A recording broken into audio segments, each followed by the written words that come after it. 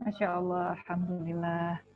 Bunas, ini Ya. seiring dengan materi, jadi saya sibuk introspeksi diri nih Bunas. Jangan-jangan ada yang belum tuntas justru di saya. Wah, saya sampai hari ini masih introspeksi karena banyak yang belum tuntas. Jadi saya langsung koreksi diri nih Bunas. Kok saya kalau milih lama ya? Kadang-kadang malah takut. Akhirnya ya udah deh terserah. Ternyata itu bagian dari proses pengasuhan juga ya. Ya, tapi sebagai orang tua di sesi 1 tadi saya mencatat menggarisbawahi satu hal ya, yaitu orang tua lebay atau orang tua lalai. Jadi terlalu ke ujung kiri menjadi lebay, terlalu ke ujung kanan menjadi lalai gitu. Sementara kita harus bersiap atau kita sebaik-baiknya itu adalah berada di tengah-tengah.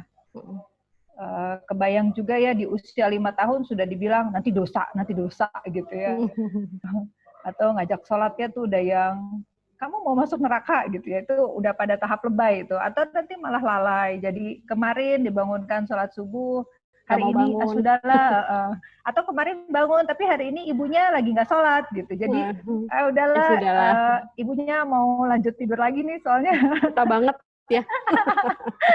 Saya itu astagfirullahaladzim. Pengasuhan zaman dulu. Ya. Tadi juga saya belajar nih, malah jadi introspeksi buat saya nih banyak sekali. Aktivitas beragam gitu ya. Jadi saya juga kadang merasa membawa ke toko buku, beli bukunya beragam Bunas. Tapi tadi saya baru tersadarkan sebetulnya aktivitasnya hanya satu, memperkenalkan pada buku gitu ya. Memang bukunya banyak variasinya. Jadi pekan ini beli buku ini, pekan itu beli buku itu gitu ya, lanjut lagi. Bukunya jadi banyak koleksinya, tapi saya baru ngeh nih. Ternyata anak saya itu kerjanya cuma baca buku. Itu yang nomor 2 Bunas. Tuh, nggak apa-apa.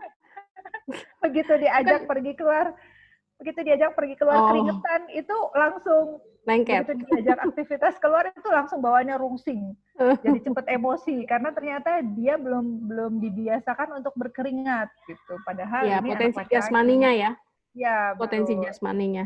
Masya Allah, ini saya jadi oh iya ya ternyata aktivitasnya belum beragam. Padahal saya sudah merasa bangga anak saya itu baca buku banyak. Ya bangga juga lah, bangga juga lah. Ibu terima itunya loh, jadi detektif kebaikan. Itu sudah kebaikan ya. Iya, Masya Allah. Ini kita lihat dulu pertanyaannya, Bu Nas. Kembali lagi tadi ke Bu Ismiralda, tadi belum tuntas dijawab. Apa yang harus saya lakukan jika saya merasa ada yang belum tuntas di bagian fardu ain pada anak di usia yang sudah balik? Mungkin bisa diberikan penjelasan lebih tuntasnya ya, Bu Nas. Tadi kan baru sedikit ya dibahasnya. Ya, prinsipnya itu pertama, ketika dia tidak melakukan, itu artinya ada tahapan dia belum, ada kecintaan yang masih perlu terus dirawat ya, dipupuk ya. Karena bagaimanapun kita tidak mau anak melakukan sholat karena kita suruh, terus kita nggak ada, ya nggak sholat gitu. Jadi prinsipnya itu kembali lagi kepada bagaimana kita bisa mempesonakan imajinasi positif tentang Allah. Ya, artinya kita melakukan kesadaran. Ada mungkin sirah yang belum pernah kita bacakan. Jangan-jangan kita belum pernah membacakan tafsir-tafsir yang terkait dengan, ya nggak usah jauh-jauh lah, surat-surat pendek gitu kan. Nah, di masa WFH ini adalah masa yang tepat ya bagi kita untuk kembali menyadarkan anak kita, ya membangun kesadarannya bahwa apa yang ibadah yang akan kita lakukan itu adalah karena kecintaan.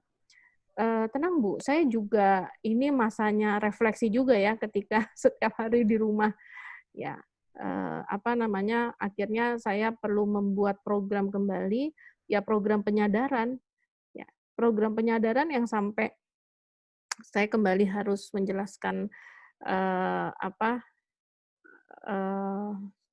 tentang kalau kemarin itu ya mulai dari juz 30 lah ya, lalu saya juga kita menonton ceramah bersama via YouTube itu udah menjadi agenda di rumah. Karena apa? Bagi saya bukan masalah sholatnya terus yang harus kita kejar-kejar, terus kita omelin dan berharap karena omelan kita mantap, terus anak kita sadar gitu ya. Masalahnya hari ini anak kita masih di samping kita.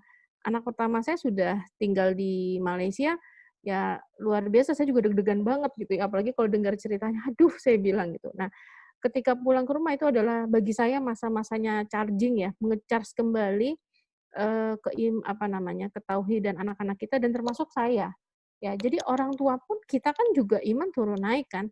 Artinya kita bersama-sama pada saat kita menumbuhkan merawat kembali cinta anak-anak kita kepada Allah itu sebenarnya men-charge keimanan kita juga. Itu sih Bu Alfa. Bu Alfa hilang. Ya. Ya, Bu Nas, dadah. Ya. Jadi ada pertanyaan juga begini, Bu Nas. Anak saya perempuan usia 3 tahun ini dari Bu Desinta. Setiap saya mau sholat, anak saya selalu bilang, Bunda jangan wudhu. Sebaiknya bagaimana agar saya bisa sholat tepat waktu dan tidak membuat stigma yang buruk tentang sholat pada anak. Oh, jadi bundanya ini nggak boleh wudhu nih. Kenapa harus ditanyakan dulu, kenapa Bunda tidak boleh wudhu, Nak?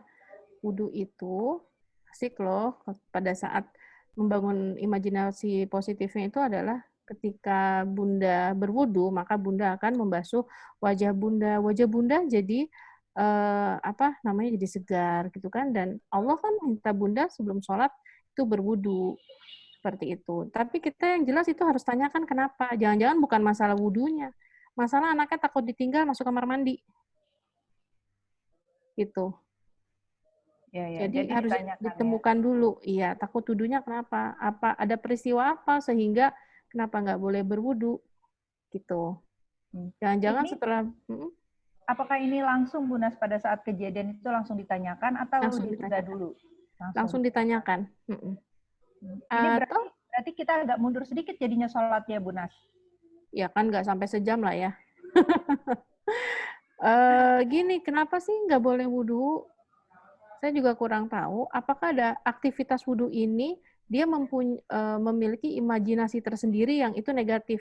Kan kita nggak tahu kalau kita nggak bertanya. Terus anaknya diajak wudhu aja 3 tahun, kakak wudhu yuk gitu. Nanti coba lihat deh caranya, ini loh gosok-gosok tangan, seperti itu. Jadi seperti kita melakukan rekonstruksi lagi, ya lalu kita lihat nih anak kenapa gitu. Ya karena kita harus tahu, kita kalau mau memecahkan masalah kita harus tahu masalahnya apa. Seperti itu. Anak saya yang usia 5 tahun Bu Nas, itu ketika sudah dengar azan langsung laporan. Aku belum kentut. Tapi dia baru bangun tidur, Bu Nas. Sama juga masalahnya, dianya yang nggak mau wudhu. Dianya nggak mau wudhu. Ya itu ngomongnya gimana coba? Aku belum kentut. Iya, aku belum kentut. Ya itu saya jawab, tapi kamu baru aja bangun tidur. Dan tidur itu membatalkan wudhu yang zuhur tadi loh. Terus dianya gimana? Ya deh. Bisa diajak untuk, wah lihat deh Umi ketika berwudu kembali kan bangun tidur nih Bang, ya kita wudu seger banget, sholatnya jadi semangat loh gitu. Itu jadi dibangkitkan giroh untuk itunya. Ya walaupun anak usia 5 tahun ya sudah paham bahwa kalau tertidur itu berarti ya wudunya itu batal. Yuk kita wudu lagi sambil ya kita ajak seperti itu. Ya. Kita zoom bagian yang menyenangkannya berarti ya Bu Nas ya. Iya. Kita perbesar, kita resonansinya dibuat lebih double gitu ya berarti ya. Nah, ini ada lagi nih Bu Nas pertanyaannya. Apakah materi nanti akan diberikan? Sepertinya ada yang ingin baca-baca lagi setelah sesi ini selesai nih Bu Nas. Iya. Diberikan. Diberikan ya. Lalu anak usia 10 tahun sangat sensitif. Kalau main maunya selalu menang, menuntut hak, sedangkan kewajiban belum dilaksanakan. Bagaimana menghadapinya? Nah, Bu Marti bisa jawab? Nanti saya ini. Karena nanti materinya Bu Marti. Bu Marti ya standby nggak? Ya, saya ada. Oh iya, monggo Ibu. Ini perkenalkan itu anak usia 10 tahun sangat sensitif kalau mau main selalu pengennya menang, menuntut hak, sedangkan kewajiban. Perkenalkan Ibu Sumarti. Mohon maaf saya tidak menggunakan video. Ya. Yang pertama yang tadi saya juga sekalian yang pertama ya saya akan menambahkan Ibu ya, yang tadi dia sudah menjelang balik tapi dia belum tuntas fardu ainnya. Gitu. Jadi dalam mendidik anak itu ada 4 komponen yang harus diperhatikan. Yang pertama adalah masalah akidah. Masalah akidah itu akan terus dipupuk ya sekarang dan yang akan datang. Artinya itu yang al-imanu yazidu wa yanqus itu adanya di tataran akidah, adanya di tataran ide. Maka jadi jangan hanya melihat anak itu dari apakah beribadah dengan baik atau tidak, tapi pikiran-pikirannya, terus kemudian kecenderungan-kecenderungannya itu kemana, itu kita sebagai orang tua harus memantaunya. Gitu. Nah, yang kedua, itu komponen yang kedua itu adalah komponen ibadah. Nah, jadi ibadahnya bagus ya. Tapi ternyata dia di komponen yang pertamanya itu misalnya mulai mengagungkan salah satu sahabat atau apa. Nah, kita sudah bisa mulai warning tuh. YouTube apa yang mereka tonton atau kiai mana yang sering mereka unduh. Nah, itu kita juga bisa untuk bahan referensi kita sebagai orang tua. Nah, komponen yang ketiga itu adalah adab atau akhlaknya. Jadi meskipun dia ibadahnya bagus tapi akhlaknya tidak, nah itu juga harus caranya. Bisa jadi semuanya bagus tapi karena caranya tidak bagus, maka anak-anak menolak. Nah, untuk cara ini Bapak dan Ibu masing-masing fase itu beda-beda. Ketika anak kita di usia di bawah 7 tahun, dengan mudah kita bopong aja tuh. Nah, pokoknya yang penting enak gitu, itu bisa gitu. Nah, tapi begitu 7 tahun ke atas, itu harus ada proses dialogis. Nah, proses dialogis itu harus ada batasannya, dan disinilah literasi orang tua itu diperlukan. Gitu. Bukan hanya masalah ini berdasarkan hadis ini berdasarkan ayat ini. Karena apa? Ayat-ayat dalam Al-Quran itu sangat-sangat banyak yang bisa dipahami oleh anak kita, dan bisa jadi apa yang dipahami oleh anak kita dengan yang kita pahami berbeda. Gitu. Maka proses dialogis ini dalam tanda kutip memaksa kita ya tidak berhenti untuk belajar. Gitu. Nah, jadi kaitannya dengan ibadah fardhu ain tadi, misalnya sholat. Dan itu untuk anak remaja. Itu tidak bisa lagi, sholat itu nanti di surga. Nanti emang mama udah berangkat ke surga. Akan begitu. Tapi kita harus menggunakan dialognya dengan dialog yang disesuaikan dengan perkembangan pikir anak. Contoh misalnya gini, tahu nggak? Sholat itu sama dengan meaningfulness yang ada di yoga misalnya, yang ada di yang lain-lain misalnya. Tapi coba lihatlah bedanya. Ternyata sholat itu ada waktunya. Ternyata sholat itu kalau kita nggak sesuai dengan misalnya kita batal aja, itu nggak bisa. Artinya apa? Bahwa mindfulness dalam Islam, yang dalam hal ini sholat, itu bukan urusan manusia, bukan dari manusia. Nah, dari situ anak-anak yang mulai remaja, yang mulai dewasa, dia paham gitu loh bahwa sholat itu bukan hanya sekedar ibadah, tapi memang ada hal-hal yang bisa digunakan yang bermanfaat untuk dirinya gitu.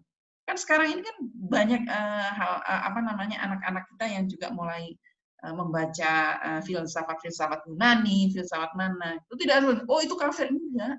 Tapi kita harus punya jawaban ya yang menjadikan mereka itu paham bahwa Islam ini yang sangat kamil dan mutakamil itu perlu literasi tingkat tinggi juga untuk orang tua. Ya. Nah, jadi bisa saja kita mengembalikan anak yang remaja ini tetap pada fardhu ain, tapi caranya itu dengan sesuai dengan perkembangan pola pikirnya. Akan tetapi Bapak dan Ibu, ini bukan lagi stimulasi biasa, tapi stimulasi yang bukan hanya biasa. Jadi kalau kalau boleh saya menggunakan bahasa yang lebih tepat, itu harus ada proses yang radikal. radikal. Apa itu radikal? Radikal itu mengakar. Artinya adalah mendasar dan dilakukan berulang-ulang dan dalam tempo yang sangat militan. Waduh, kata-katanya keluar semua nih. Iya. Jadi kalau nggak radikal dan militan, udah lewat. Tapi ingat, tetap dengan sesuai perkembangan pikirnya. Maka tidak bisa dilakukan oleh orang lain. Nggak selesaikan dengan anak itu di pesantren, kan? Nggak ada. Karena di pesantren mungkin ada radikal, tapi dia di sana belum tentu militan. Militan sama radikal memang oke. Tapi apakah sesuai dengan perkembangan anak kita? Yang tahu adalah kita sendiri. Gitu. Ya. Jadi mohon maaf kalau hari ini menggunakan bahasanya canggih banget gitu ya, radikal sama militan. Canggih atau serem? Kenapa? Kenapa, Bunas? Iya, itu kan semacam semangat ya, Bu ya. Bahwa iya, tapi harus radikal itu harusnya mengakar, Bu. Memang harus mengakar. Karena nggak mungkin yang radikal dan militan itu ibunya nggak ikutan atau bapaknya nggak ikutan. Karena itu tidak, kalau misalnya itu diserahkan ke sekolah, ya yang radikal militan sekolahnya. Ntar orang tua anak-anaknya nih, enak aja, gue dibeginiin, lu diam-diam di rumah, gitulah. Nanti sampai rumah takutnya libur syariah ya. Itu yang terjadi. Jadi libur syariah itu ini penyebabnya. Itu. Iya, jadi permisi ya, menyekolahkan anak ke pesantren itu bukan untuk memandirikan. Memandirikan itu di rumah. Itu loh. Lah dia milih antara baju kotor sama baju bersih aja belum ditaruh di pesantren biar mandiri. Gimana? Halo, ngapain aja itu selama 0 sampai 7 tahun? Nonton bioskop. Gitu. Iya. Wah, tawan. Nah, iya. Ibunya apa namanya ikutan ke sana kemari, seminar sana seminar sini, tapi kagak ada yang mendarat. Itu yang lebih sering. Pakai menjadi apa namanya ibu yang profesional kayak dan lain-lain, tapi ternyata profesionalnya begono kan dia langsung bilang tadi. Nah, maaf ini di luar konteks. Ini luapan rasa ini sepertinya. Luapan rasa. Karena direktur bukan apa-apa. Kemarin baru saja ada orang di sini gitu ya, anaknya umur 2 tahun, katanya dia belum bisa ngomong gitu. Terus gini-gini terus aku saya cek. Terus kemarin, iya Bunda, aku senang sekali dia tidak merangkak. Terus tiba-tiba jalan. Terus sekarang terus masih pakai pampers pula. Aduh, saya bilang, pampersnya diselesaikan dulu nanti sebulan lagi ke sini ya. Emang ada hubungannya? Ada. Iya, oke. Jadi yang tadi yang masalah yang nggak mau mengalah, cek dulu. 1, pernah nggak dikasih pendidikan tentang kekecewaan sebelum 6 tahun? Kecewa itu perlu dididik loh Bapak Ibu. Ya. Anak itu jangan hanya diberikan yang enak-enak saja. Kecewa itu perlu dilatih. Bahwa dalam hidup ini tidak seperti dalam dongeng. Ada masanya ketika kita itu harus babak belur. Dan babak belur itulah yang akan menjadikan DNA kita menjadi pejuang. Itu. Jangan salah loh, para suami juga perlu dididik, enak aja. Maaf kalau ada bapak-bapak di sini. Banyak Bu Marti. Ya nggak masalah. Saya juga punya pengalaman nih, untuk suami saya nggak ada di sini. Ya. Jadi saya sudah bisa meraba. Kalau dia sudah mulai, aku sakit ini sakit, oke, yuk kita ke dokter. Dokter mana yang kamu ingin? Ternyata nggak ada, oke. Sampai rumah saya tanya. Jadi sebenarnya kau sakit atau ada yang kamu? Iya, aku nggak enak di kantor itu gini. Iya, jadi bukan sakit kan? Oke. Tahu nggak? Ketika sakit kamu ke dokter tadi, berapa juta itu duitnya? Betapa enaknya kalau itu kita pakai makan atau kita pakai ke hotel. Please deh, jangan itu lagi. Gitu caranya. Ya, tapi ini terjadi ketika komunikasi kita sudah bagus. Kalau komunikasi kita sama-sama kita masih belepotan ya jangan, antu. Termasuk sama anak-anak. Nah, komunikasi kita sama anak akan tergantung dengan komunikasi kita dengan pasangan. Kalau komunikasi kita sama pasangan itu masih blank bonteng, ya jangan harap itu sama anak itu akan mulus. Begitu, saudara. Ya, jadi yang kembali lagi yang masih nggak mau ngalah, cek dulu di sekitarnya ada nggak yang suka nggak mau ngalah. Jangan-jangan ada itu orang dewasa di sekitarnya yang memaparkan setiap hari yang tidak mau ngalah. ya nggak tahu bapaknya atau ibunya atau pembantunya atau neneknya atau mungkin sopirnya. Nah, itu hanya ibu yang tahu. Terima kasih. Ya, jadi materi ini betul-betul full kita introspeksi diri dulu ya, Bu Nas ya. Saya sih merasa begitu. Kebetulan nih ada yang sama juga nih dengan saya. Nah, ini ada pertanyaan mungkin keluar dari konteks, tapi sepertinya butuh bantuan ya. Tafsir apa yang bisa digunakan untuk sama-sama belajar dengan anak untuk belajar juz 30? Ya, terkait ya, nanti terkait dengan bagaimana kita belajar tafsir untuk anak-anak, itu dikaitkan dengan literasi, dan itu nanti ada di pertemuan ketiga. Oh ya. Dan itu ada di modul, Ibu dan Bapak? Ada di modul. Jadi kalau misalnya Anda menggunakan modul kami, itu ada? Ya. Ya, ini selanjutnya begini, ini terkait dengan fitrah sepertinya nih Bu Nas. Bagaimana cara menumbuhkan rasa percaya diri pada anak? Kalau diperhatikan, selama ini lebih senang melakukan kegiatan yang bersifat individu, senang mengamati cara kerja alat, mengulik alat, dan kepo dengan game. Usia berapa? Mungkin Ibu yang mengajukan pertanyaan bisa ditambahkan ini usia berapa? Kebetulan ini tidak dicantumkan usianya.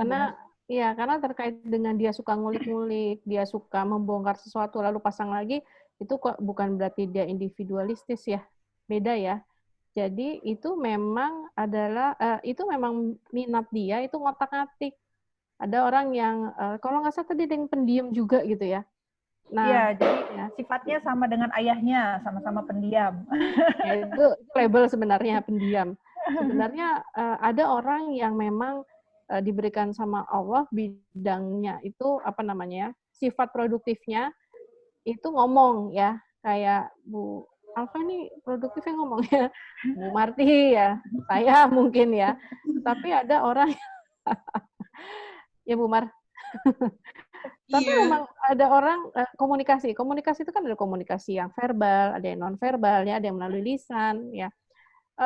Kalau kita belajar tentang talent mapping sih sesungguhnya disitulah kita perlu memberikan anak dan memperhatikan anak dari kecil ya. Aktivitas yang disenangi apa? Ya dia ngorek-ngorek apa games, dia buka-buka, dia ada yang buka-buka ngorek-ngorek nggak bisa dipasang lagi tuh ada, tapi dia enjoy ya. Ada orang yang memang dia buka-buka sesuatu kayak kalau dibeli mobil-mobilan dia bongkar-bongkar lalu dia pasang lagi. Ya itu talentnya juga begitu seperti itu kan. Kalau nanti jadi dokter harus itu kan memiliki restoratif ya, talent restoratif. Jadi nggak apa-apa Ibu, itu nggak ada kaitannya dengan dia individualistis ya, karena fitrah individual itu maksudnya adalah bagaimana kita bisa anak-anak kita di usia 0 sampai di usia dini itu paham tentang dia menerima tentang dirinya ya, self acceptance-nya itu ada, self awareness ya, lalu dilanjutkan kalau itu sudah berarti dia bisa self regulation ya, artinya dia sudah bisa ditanamkan aturan-aturan ya. Setelah itu kalau dia sudah tuntas tentang dia paham dia siapa dia, tadi diberikan kesempatan untuk memilih ya, lalu diajak, tadi kata Bu Marti, dialog itu juga penting ya, supaya dia juga diberikan kesempatan untuk berbicara, didengarkan pendapatnya, itu kan dalam rangka dia mengaktualisasikan dirinya kan. Nah, barulah setelah dia menerima dirinya siapa, konsep diri dia positif, ya tidak ada label-label negatif pada diri dia, dia tahu dia enjoy aktivitas yang mana, ya maka dia akan paham aturan. Ya, selanjutnya ya itu percaya dirinya akan muncul. Anak yang percaya dirinya tidak muncul karena bisa jadi dia tidak paham dirinya itu seperti apa. Seperti itu ya, termasuk ya ngecek juga ibu bapaknya percaya diri nggak.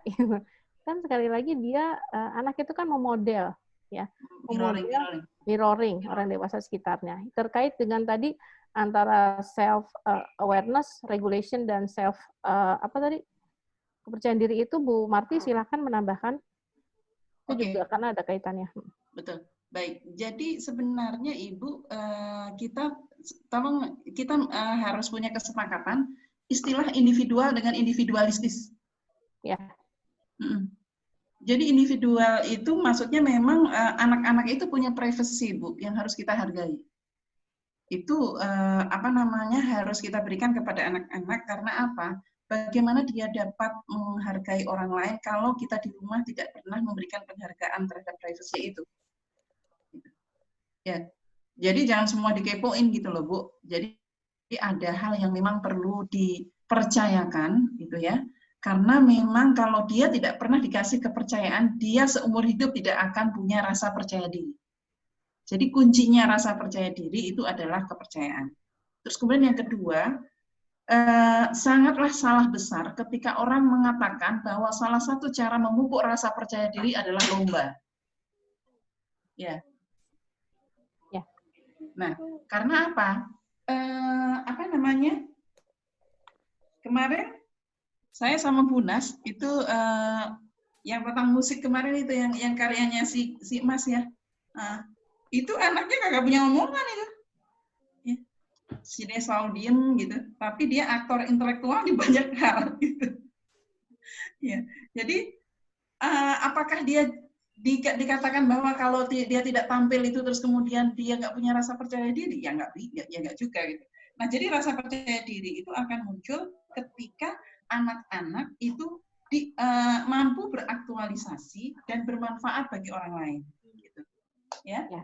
Nah, karena tidak semua orang itu bisa tampil di depan. Ada yang memang orang itu betul-betul hanya di belakang. Ada orang-orang itu yang ahli strategi. Apakah dia tidak pede? Pede banget, Bu. Kalau dia pas di di bidangnya. Demikian, Ibu dan Bapak. Ya, begitu juga Bu Marti. Ini saya sebetulnya keringet dingin. Ini ada di sini jadi moderator. Emang lapo? Saya lebih suka di belakang aja. Ya, contohnya dia. Cuma ini ada sedikit pemaksaan. Ya, maaf ya, Bu. Juga, Bu. Bismillah. Maaf sengaja. Mengecewakan ayah bunda yang ada di sini ya. Lanjut tentang sholat ya, Bu. Sepertinya sebentar saya menambahkan itu tadi, Bu Marti ya, setuju sekali. Dan jangan juga dikaitkan percaya diri itu semata-mata dia harus bicara di depan orang banyak. Ya, Bu ya. Jadi sekali lagi bukan seperti itu. Mungkin tidak hari ini ya Bu Marti ya kita ngobrol-ngobrol ya. Insya Allah kita terkait dengan rasa percaya diri itu ya, yang jelas itu bagaimana tadi anak tetap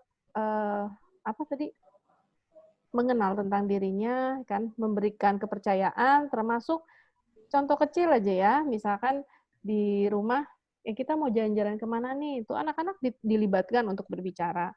Dilibatkan untuk memberikan ide-ide gitu kan, termasuk mau ganti horden misalkan, mau ganti cat atau apa gitu, ya silakan anak-anak dengan kamarnya ya, karena itu memang otoritasnya dia, silakan mau ganti yang mana. Kita nggak usah kompleks kok, warnanya kayak gitu sih, ini begini-gini, udah ribet ya, akhirnya anak jadi tidak berani memutuskan dan memilih, karena menurut kita soal warna aja menurut kita jelek. Menurut kita sekolah ya buku yang ini nggak bagus ya. Memilih buku aja anak saya itu baru belajar dari kenapa kamu milih buku ini, Nak? Covernya cakep banget gitu ya, sudahlah. Karena dulu baru awal-awal menumbuhkan minat baca. Oke, Bu Alfa lanjut, kita 10 menit lagi. Iya. Ini Bu, jadi ada tambahan juga dari orang tua bahwa anak yang tadi kurang pede itu sebetulnya malah di sekolah itu banyak tampil di depan umum. Tapi kalau sudah di rumah itu seperti malu kalau menyapa ada temannya lewat gitu, Bu. Jadi mungkin ini sih kaitannya dengan peran ya, Bu ya. Maksud saya seperti pernah disampaikan juga mengenai talent, bahwa ada orang-orang yang memang senang menyapa, ramah, mengajak komunikasi lebih dulu. Tapi ada juga orang-orang yang memang bukan di sana talentnya, seperti itu ya. Tapi ketika memang diharuskan tampil di depan umum untuk sebuah kepentingan, untuk sebuah urusan, dia percaya dirinya muncul gitu. Artinya tidak ada kaitannya dengan percaya diri. Seperti itu. Bisa jadi juga nggak enjoy ya. Yang ini artinya banyak alternatif, banyak hal lah ya.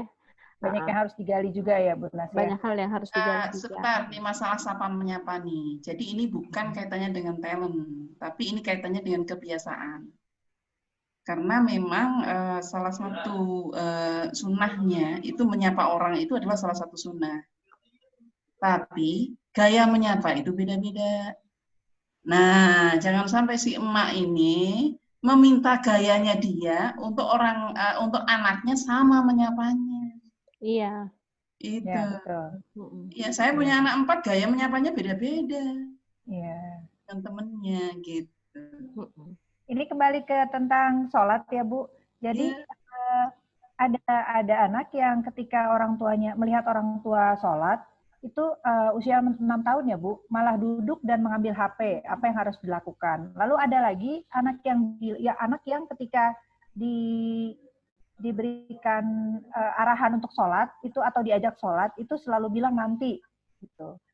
Nah ini bagaimana? Jadi ada yang ketika orang tuanya sholat malah ngambil HP, duduk gitu ya. Tapi ada juga anak yang ketika diajak sholat bilangnya nanti, gitu nanti seperti itu. Nah ini bagaimana gitu? Jadi orang tua bertanya bagaimana sebaiknya menghadapinya. Karena kebetulan sama ini tentang sholat, jadi saya gabung jadi satu ya Bu, 2 pertanyaan. Saya atau Bu Marti? Kalau HP umpetin aja HP-nya, selamat. Iya, Udah paling marah. Iya, udah menjelang azan, Ibu simpan HP-nya di lemari, kamarnya dikunci, lengkap amat ya. Setelah itu yuk nak, wudu, terus sudah gitu sambil menunggu azan, bisa sambil 6 tahun kan, pangku-pangku, cium-cium, ya suasana kehangatan itu dimunculkan. Oh ya, jangan lupa ketika anak-anak itu memerlukan waktu yang lebih untuk melakukan sesuatu. Jadi artinya gini, kalau kita mau melakukan sholat itu ya jangan pas azan. Sebelum azan itu kitanya udah siap dulu gitu loh. Jadi sebenarnya rungsingnya kita sebagai orang tua itu juga mempengaruhi rungsingnya anak untuk sholat gitu. Jadi kalau bangun pagi subuh itu kita masih juga baru bangun tidur terus membangunkan anak, nggak bakalan bangun. Tapi kalau ketika Anda membangunkan tuh Anda sudah pakai mukena, Anda sudah ini nak kita bangun. Itu dia juga ada rasa, oh iya emak gue udah duluan. Sebenarnya anak itu sangat transaksional untuk urusan kebaikan. Ingat itu, sangat transaksional. Dan kita harus bersyukur anak yang sangat transaksional itu karena apa? Mengingatkan kita untuk selalu menjadi orang tua yang baik. Gitu. Oh ya baik. Bu, ini kita hanya tinggal waktu 5 menit, cuma ini ternyata masih banyak pertanyaan yang belum terjawab. Mungkin di Japri aja nggak apa-apa ya? Atau di grup nanti disebut. Ya di grup, karena ada yang tadi memotivasi anak selalu bilang nanti kalau sholat dan banyak hal, karena besok kita kan ketemu lagi. Ya betul, sesi kedua ya. Mengelola. Ya, karena yang nanti itu kaitannya banyak hal itu, bukan hanya masalah komunikasi, tapi itu ada masalah manajemen waktu. Bu, ini ada pertanyaan unik ya Bu. Anak usia 3 tahun 9 bulan, kadang seperti tidak mau terima kenyataan yang tidak sesuai harapan. Seperti dia sedang menangis, kita dipaksa bilang dia tidak menangis. Pagi sudah terang, dibilang masih gelap. Kalau bilang yang sebenarnya, dia seperti nangis teriak-teriak. Saya sudah meminta dia bilang kenapa dia begitu dan kenapa saya harus bilang yang tidak sebenarnya, sampai sudah buat perumpamaan. Tapi sampai sekarang belum ada solusinya. Tapi usianya 3 tahun 9 bulan ya, Bu? Ya, itu sedang masa kebalikan. Biasa aja, itu mah proses perkembangan bahasa. Oh, oke. Mungkin dia nonton SpongeBob, hari kebalikan. Ya, makanya kenapa kemarin Zaidan ya seneng banget dikasih kebalikan ya. Iya, itu dikasih main-main. Ya, jadi sekarang gelap, terang. Iya, besar, kecil. Iya, nangis, ketawa. Ya, jadi kalau sekarang Bunda ketawa, nangis. Itu main kebalikan. Itu perkembangan bahasa emang ada. Itu perkembangan bahasa itu ada yang dilesapkan, ada yang kebalikan, ada juga yang ditambahkan. Yang dilesapkan itu yang tidak ada. Yang ditukar itu masih terserah menjadi seterah. Seterah, padahal terserah kan? Nah, itu. Nah, terus kemudian ada yang tadi kebalikan. Terus kemudian ada yang ditambah, depok jadi deprok. Terus kemudian aku nggak sukra. Nah, semuanya dikasih tambahan. Itu terjadi antara usia 3 sampai 4 tahun setengah. Jadi ibu-ibu jangan khawatir ketika 3 sampai 2,5 sampai 3 tahun setengah itu ada bahasa yang aneh-aneh keluar dari anak-anak karena memang itu masa dia untuk mencoba ya, dan ketika diketawakan, ketika ada emosi yang timbul. kadang nangis, kadang ini. Nah, itu kebetulan punyanya ibu itu nangis. Itu emosinya dia yang jalan. Gitu. Oh, iya. Usia 4 tahun belum bisa bicara. Biasanya karena faktor apa dan stimulus apa yang harus dilakukan? Saya mau tanya, nggak bisa bicara itu apa indikatornya? Dia bisa bilang mama atau tidak? Kalau dia bisa bilang mama, usia 4 tahun, berarti bukan speech delay, tapi language delay. Terus kemudian lihat makannya, apakah makannya dikemut atau tidak, dikunyah atau tidak. Terus kemudian lihat dengan siapa dia berinteraksi. Jangan-jangan sama si itu, soundship. Ya jelas kalau saya tanya, ya itu yang akan dibicarakan. Begitu. Jadi hati-hati dengan kata belum bisa bicara. Iya. Bu Unas mau menambahkan, silakan. Waktu kita tinggal 2 menit. Ini juga akan menjadi penjelasan penutup ya. Ya, closing. Silakan Bu Unas. Tadinya mau menambahkan ya, karena kami pernah punya siswa seperti itu, ternyata usia 7 tahun belum bisa bicara. Setelah diselidiki, setiap bangun tidur setiap hari nontonnya Teletubbies dari usia 1 tahun. Ya baik Bapak dan Ibu semua, alhamdulillah mudah-mudahan hari ini kita tidak puas. Jadi besok bertemu lagi. Besok juga Bunda Sumarti ada juga ya. Ibu Sumarti ini adalah Direktur Pendidikan Sekolah Bening Indonesia, maka secara detail beliau akan langsung mengeluarkan teori-teori. Ya, dan itu kita butuhkan. Mulai hari ini kita sebagai orang tua perlu memotivasi diri kita untuk belajar. Karena apa? Ya seperti tadi Ibu Marti yang sampaikan, apapun yang dilakukan orang tua itu, anak itu memodel, ya, melakukan mirroring. Dan semoga belajar kita hari ini bisa menghasilkan perubahan-perubahan yang lebih baik, walaupun sedikit, tapi kita rubah. Kalau gagal, mudah-mudahan tetap kita bersemangat. Kita coba lagi, ya. Terkait dengan misi penciptaan, ini adalah sebuah proses yang panjang. Ibu perlu banyak membaca, perlu banyak berdiskusi, juga tentu saja mendekatkan diri kepada Allah dan bertemu dengan para ustadz dan kiai ya, untuk semakin menemukan jati diri kita. Itu saja dari saya. Terima kasih banyak atas kehadirannya. Apabila untuk esok hari ada yang belum mendaftar dan ingin mendaftar, masih bisa ya, Walfa ya. Ya. Sekian, maaf ya. Sudah Bunda, Sudah, silakan ditutup dulu. Ya, kepada Ayah dan Bunda dipersilakan untuk follow akun Instagram Bening. Bisa juga follow akun Facebook Bening. Untuk webinar kita hari ini, insya Allah akan diberikan link via Instagram. Akan ada di IGTV, jadi yang di YouTube juga Ibu ya? Ya, di YouTube juga ada. Bagi yang tadi terlewat materinya atau ingin mengulang kembali, melihat-lihat, menyimak lagi materi yang tadi, bisa segera untuk follow akun sosmed kami. Sebentar lagi akan dibagikan melalui grup ya, insya Allah. Saya sebagai moderator menyampaikan mohon maaf untuk segala kekurangan. Semoga membawa banyak manfaat bagi Ayah dan Bunda. Dan kita bisa bertemu lagi esok hari di sesi yang kedua dengan materi kunci mengelola emosi untuk Ayah Bunda. Yang saya rasa ini sangat penting sekali ya, karena biasanya masalah terbesar dalam menyampaikan, dalam mengajak diskusi anak-anak kita itu adalah emosi kita. Itu ganjalan utamanya, buat saya terutama. Akhir kata saya ucapkan Assalamualaikum warahmatullahi wabarakatuh. Terima kasih banyak. Wa'alaikum. Terima kasih Bu Nas, terima kasih Bu Marti, terima kasih Ayah dan Bunda yang sudah hadir di sini. Sampai ketemu lagi besok.